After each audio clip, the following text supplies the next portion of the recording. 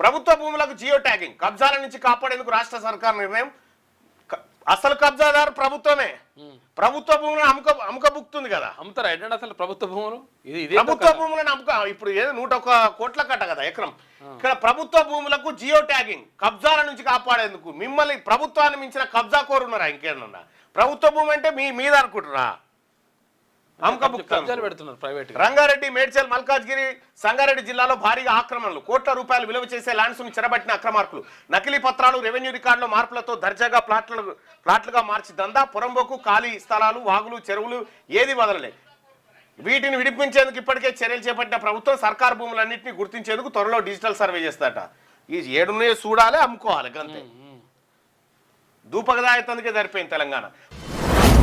మీ వ్యాపారం అభివృద్ధి కావాలని కోరుకుంటున్నారా?